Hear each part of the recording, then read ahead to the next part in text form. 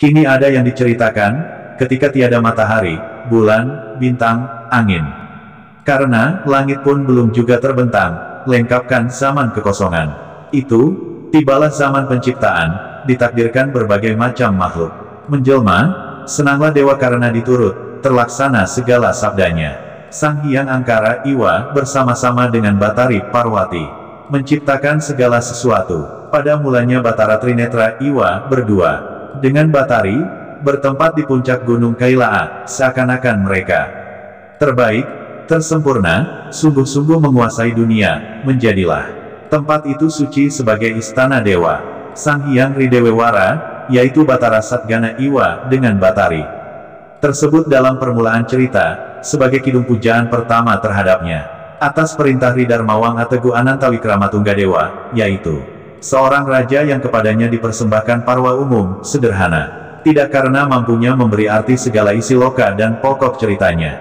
Widyatmanta, 1988-1-2. Dalam kesastraan Jawa Kuna dan Jawa Pertengahan kisah kelanjutan Mahabharata tersebut tidak begitu banyak, kecuali di dalam Korawa Ceramah Sweleng Rebel. 1936 Kakawin Udayana, Kriswanto dan Komari, 2008-2-3 maupun Kidung Sri Tanjung Prijono, 1938. Dalam kesastraan Jawa Baru terutama oleh Pujangga R.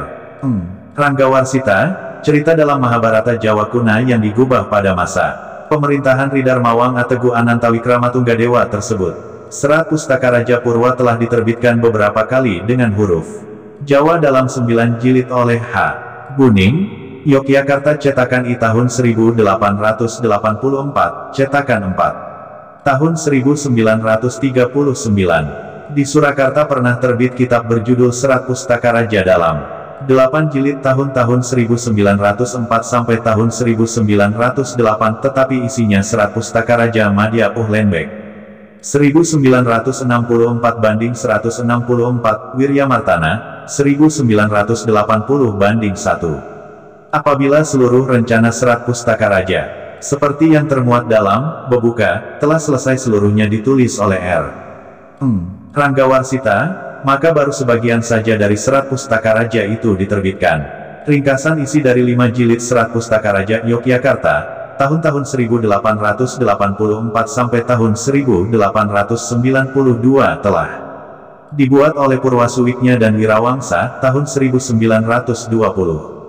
Di Perpustakaan Universitas Leiden Belanda terdapat ringkasan isi dari 9 jilid Serat Pustaka Raja Purwa, Lor 6485, yang dibuat oleh Suradipura untuk Dr. Hazeu Pigeaud, 1968. Serat Pustaka Raja Purwa, Serat Dharmasarana 4, 382-383, Wiryamartana, 1980-2.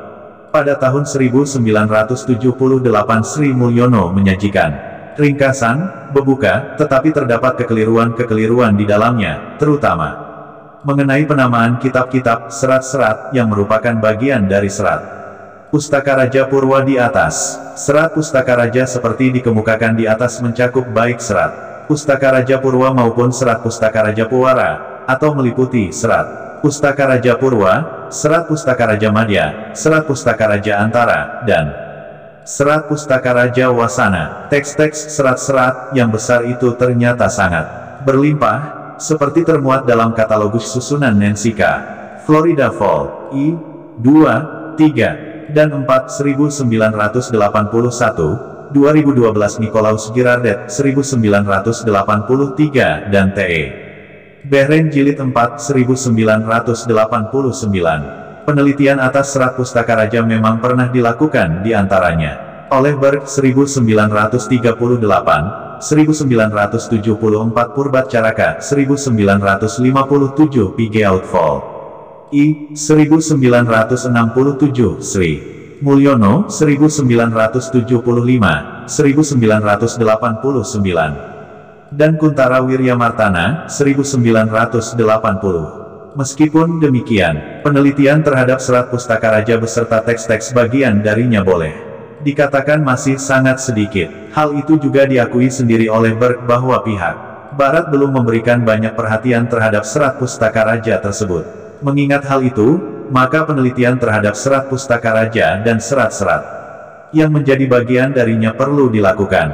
Dalam penelitian ini bahan utamanya adalah serat Dharma Sarana koleksi Perpustakaan Radia Pustaka Surakarta nomor 152A dan serat Dharma Sarana 2. Nomor 94.808.543. Pemilihan serat Dharma Sarana ini didasarkan pada keinginan untuk mengetahui bagaimana struktur, resepsi, tanggapan, sambutan pujangga istana Surakarta, yaitu Ranggawarsita dalam mengemukakan tokoh Dharma Sarana. Pariksit, yang hanya secara singkat diuraikan dalam Adiparwa, Zoetmulder, 1958. 92-97, Juinbol, 1906-48-53, Baratayuda Sucipto Wirjo Suparto, 1968-355. 356 maupun Prastanika Parwa Ketutnila 1979-27 Zoetmulder 1995-157. Di samping itu juga ingin diketahui bagaimana cara Ranggawarsita di dalam merangkai genealogis dalam rangka penciptaan serat Dharma Sarana di atas. Dalam kesastraan Jawa kuna, Parikesit adalah putra Raden Abimanyu dengan Dewi Utari putri dari Wirata, cucu Arjuna. Sebenarnya, Parikesit telah tewas oleh panah Brahmaseira, milik Aswatama, sewaktu masih dalam kandungan Utari. Tetapi, karena Kresna mencintainya, ia dihidupkan kembali dan diramal akan menurunkan keluarga Pandawa. Zoetmulder, 1983-332 Sucipto Wirjo Suparto, 1968-355. Sebelum para Pandawa mengundurkan diri meninggalkan Hastina, dalam persiapannya kembali ke surga, Parikesit ditunjuk dan dinobatkan menjadi Raja Ngastina menggantikan Maharaja Yudhistira. Zoetmulder, 1995-157, Ketutnila, 1979-27. Uraian tentang penokohan Parikesit, yang sangat singkat dalam naratif kesastraan Jawa kuna itu ternyata sangat berbeda apabila dibandingkan dengan pemunculan tokoh tersebut di dalam kesastraan Jawa baru klasik, baik dalam hal variasi penamaannya maupun struktur naratifnya. Dalam kesastraan Jawa baru, Prabu Parikesit memiliki gelar lain, yaitu Prabu Dipayana, Prabu Yudiswara, Prabu Mahabrata, dan Prabu Dharmasarana.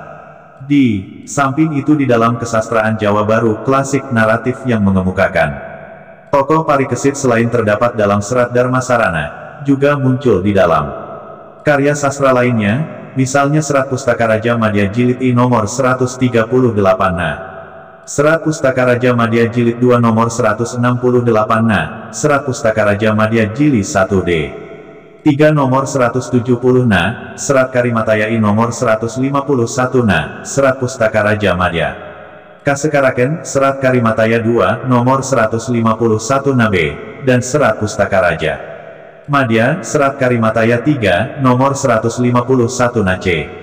Naskah-naskah tersebut tersimpan di Perpustakaan Sana Pustaka, Kasunanan Surakarta, Nancy Fall 1, 1981. 261-296.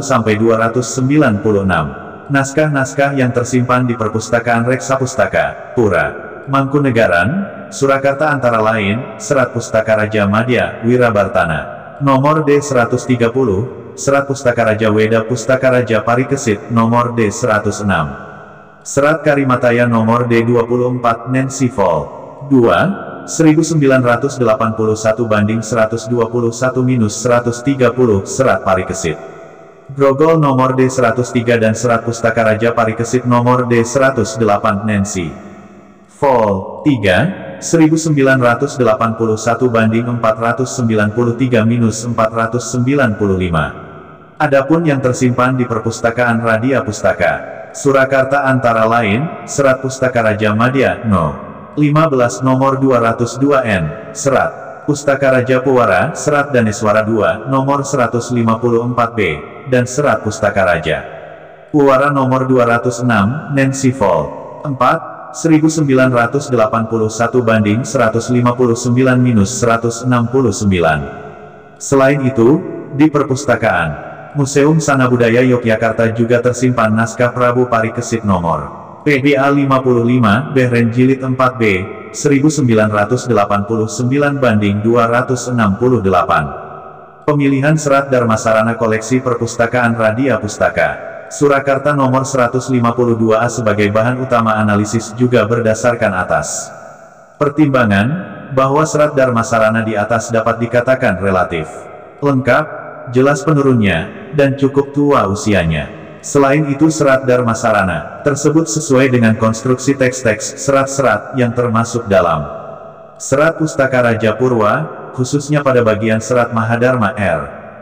Ranggawarsita, 1939, Sri Mulyono, 1989 banding 195-197. Dalam hubungannya dengan Serat Dharmasarana, teks-teks Pustaka Raja Purwa dan Pustaka Raja Puara sumber Wayang Madya, yang dipilih adalah Serat Yudayana atau Serat Pustaka Raja Puara. Serat Yudayana bernomor 153, Serat Budayana, Serat Pustaka Raja Puara, Serat Budayana nomor 154B, Serat Sariwahana, Serat Pustaka Raja Puara, Serat Sariwahana nomor 154G, dan Serat Purusangkara. Serat Pustaka Raja Puara, Serat Purusangkara nomor 155. Naskah-naskah di atas adalah koleksi Perpustakaan Radia Pustaka Surakarta, Nancy Fall. 4. 1981. 162-165. Adapun Serat Aji Pamasa dan Serat Witaradia yang dipilih sebagai penguat analisis adalah Serat Aji Pamasa terbitan Albert Ruse, Surakarta, 1896. Dan Serat Witaradia terbitan Albert Ruse, Surakarta, 1908 dan Departemen P. dan K. Jakarta, 1979. Meskipun demikian Serat Aji Pamasa dan Serat Witaradia yang berupa naskah pun tidak diabaikan. Sebenarnya selain naskah-naskah di atas, masih ada beberapa versi naskah yang tersimpan di beberapa perpustakaan. Misalnya Serat Yudayana, Serat Pustaka Raja Puara, Serat Yudayana Koleksi Perpustakaan Radia Pustaka, Serat Pustaka Raja Purwa, Serat Dharmasarana. 6. Surakarta nomor 153, Nancy Fall. 4. 1981 banding 162 memiliki versi antara lain Serat Purwa, angka 12, Serat Yudayana Pustaka Raja Madya, nomor D102D, Serat Pustaka Raja Purwa, angka 12, Serat Yudayana Pustaka Raja Madya, nomor D124. Dan Prabu Yudayana Pustaka Raja Puara, nomor D98. Naskah-naskah tersebut, koleksi Perpustakaan Reksa Pustaka Pura Mangkunegaran Surakarta, Nancy Fall. 2. 1981 banding 11-126. Selain Serat Pustaka Raja Puara, Serat Budayana nomor 154. B.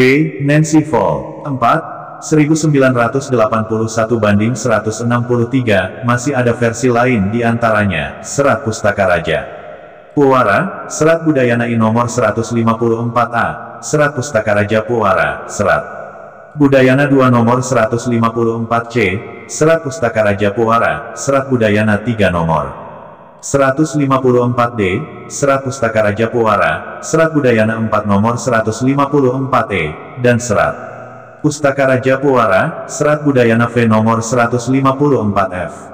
Naskah-naskah tersebut pun koleksi Perpustakaan Radia Pustaka Surakarta, Nancy Fall.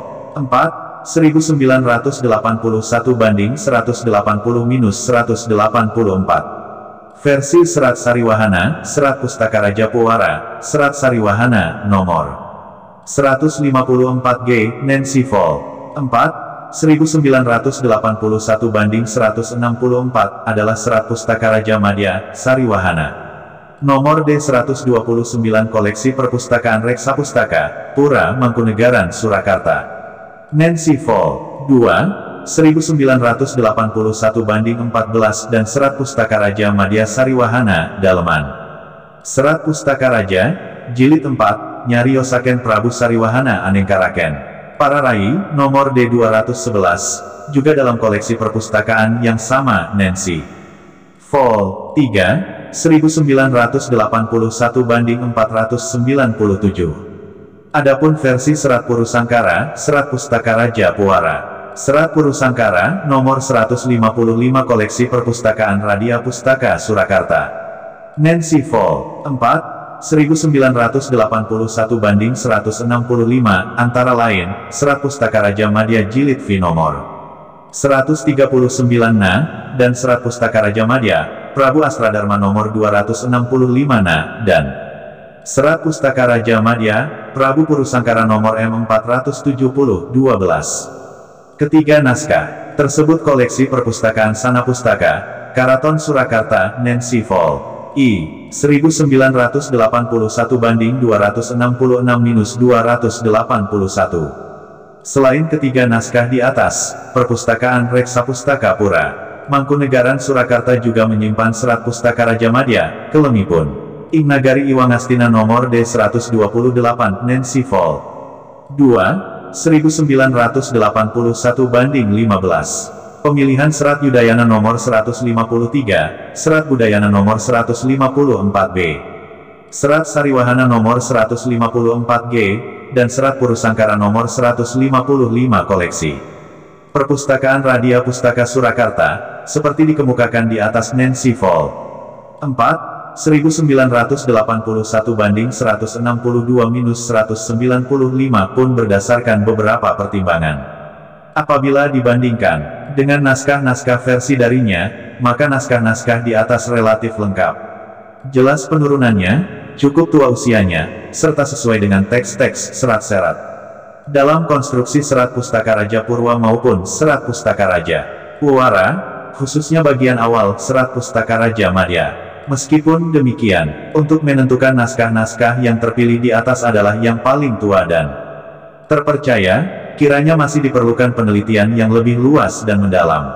Mengingat naskah bagian Serat Pustaka Raja yang berlimpah tersebut banyak, yang belum diketahui siapa penyalinnya dan kapan waktu penyalinannya. Dari uraian di atas ada beberapa pertanyaan yang dapat diajukan. Pertama, seberapa jauh Mahabharata Sanskerta dan Mahabharata dalam kesastraan Jawa Kuna dapat dilacak jejak-jejaknya ke dalam Serat Pustaka Raja dalam kesastraan Jawa Baru, Renaissance di Keraton Kasunanan Surakarta. Kedua, bagaimanakah struktur Serat Dharmasarana yang meliputi judul, tema, penokohan dan perwatakan, hubungan antar tokoh, plot, lokasi penceritaan, setting, titik pandang, point of view, dan motifnya.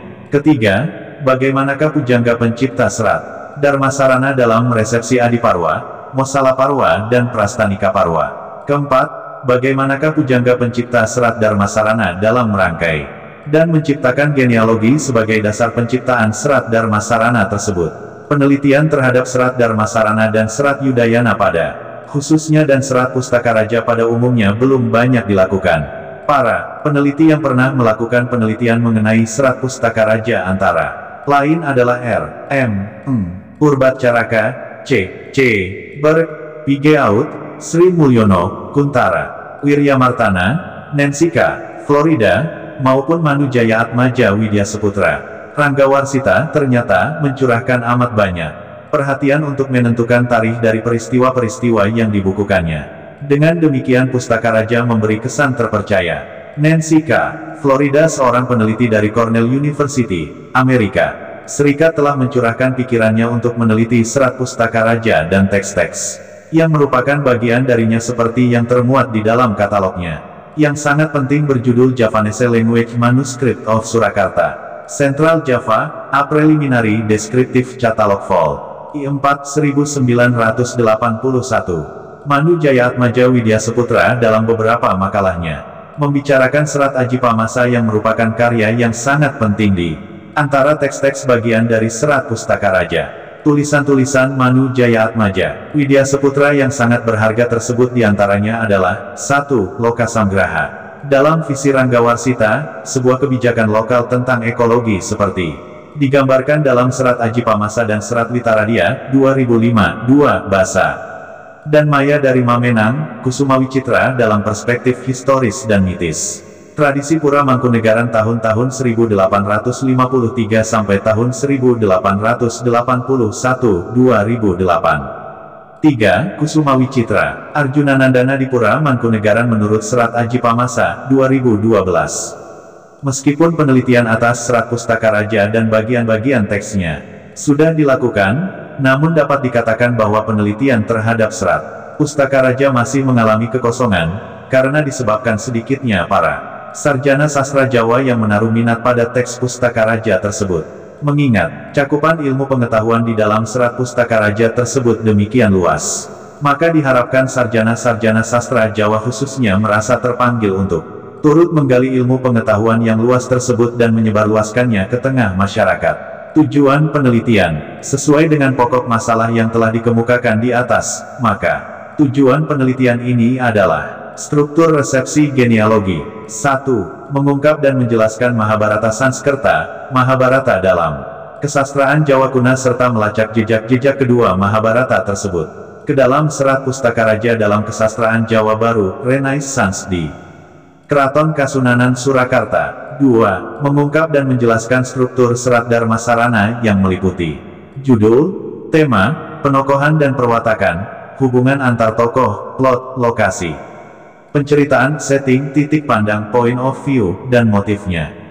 3. Mengungkap dan menjelaskan bahwa Serat Dharmasarana sebagai resepsi Adiparwa, Mosalaparwa dan Prastanika Parwa. 4. Mengungkap dan menjelaskan rangkaian genealogi dalam rangka penciptaan Serat Dharmasarana. Dengan penelitian ini diharapkan dapat memberikan sumbangan yang berarti bagi apresiasi sastra daerah, khususnya Jawa yang boleh dikata masih sedikit. Penelitian ini pun diharapkan dapat memperkenalkan serta memperluas cakrawala tentang sumber penulisan lakon wayang Purwa dan wayang Madya yang masih tergolong langka. C. Landasan teori. Dalam penelitian ini akan digunakan teori strukturalisme, resepsi, dan genealogi. Pandangan strukturalisme dikemukakan oleh Vokema, bahwa sebuah karya sastra bukanlah kumpulan sarana-sarana semata, melainkan merupakan sebuah keseluruhan yang tersusun rapi dan terbentuk dari faktor-faktor kepentingan yang bermacam-macam. Sastra adalah sebuah sistem yang bercirikan saling bergantungan elemen-elemennya. Analisis struktural memandang karya sastra sebagai keseluruhan yang bulat yang bagian-bagiannya saling berhubungan, dan saling berhubungan itu menimbulkan makna. Rahmat Djoko Pradopo, 1979:10. Asia Padmapuspita, 1980:6, Umar Yunus 1981:17. Dengan analisis struktural, unsur-unsur sastra tetap berupa bagian keseluruhan yang bulat, tidak hanya sekedar berupa fragmen-fragmen yang terpisah-pisah. Strukturalisme mementingkan adanya relasi elemen-elemen formal yang memperlihatkan hubungan yang logis. Ehrman et. 1970, X atau kaitan-kaitan tetap antara kelompok-kelompok. Gejala Luxemburg, DKK, 1984:36. Pendekatan struktural objektif adalah salah satu dari 4 pendekatan yang dikemukakan Abrams 1976:3-29 di samping pendekatan mimetik, ekspresif, dan pragmatik yang dipandang Theo mempunyai 4 kelemahan. Meskipun demikian tetap merupakan tugas prioritas dalam penelitian sastra Theo, 1983:61. Untuk dapat merebut makna karya sastra secara penuh, maka pendekatan struktural perlu dipadukan dengan pendekatan semiotik. Pendekatan semiotik berusaha untuk menganalisis karya sastra sebagai suatu sistem tanda dan menentukan konvensi-konvensi apa yang memungkinkan karya sastra itu bermakna. Rahmat Djoko Pradopo, 1987:123. Semiotik adalah ilmu tentang tanda. Ehrman et. 1970, X.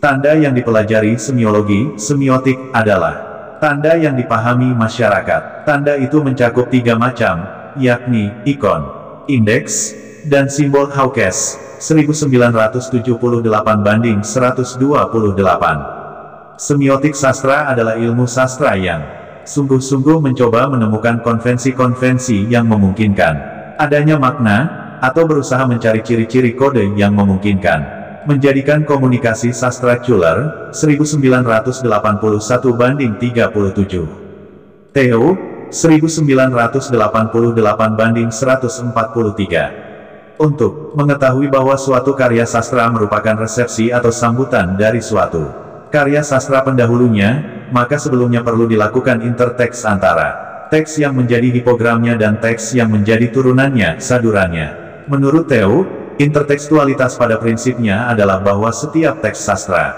dibaca dan harus dibaca dengan latar belakang teks-teks lain. Tidak ada sebuah teks yang benar-benar mandiri tanpa adanya teks-teks lain sebagai contoh dalam penciptaannya Theo, 1984 banding 145.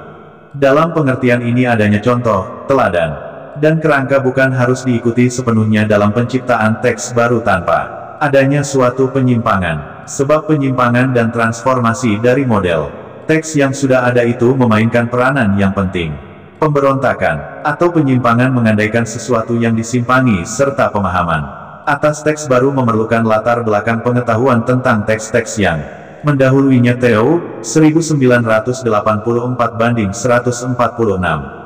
Julia Kristeva mengatakan pula bahwa hakikat intertekstualitas adalah adanya atau kehadiran suatu teks pada suatu teks lainnya. Umar Yunus, 1985 banding 87. Di sini kehadiran teks diperlukan pula adanya proses pemahaman dan pemaknaan serta beberapa interpretasi yang dilekatkan padanya. Umar Yunus, 1985 banding 88. Kehadiran suatu teks dalam suatu teks lain, sedikit banyak akan memberikan warna tertentu kepada teks itu.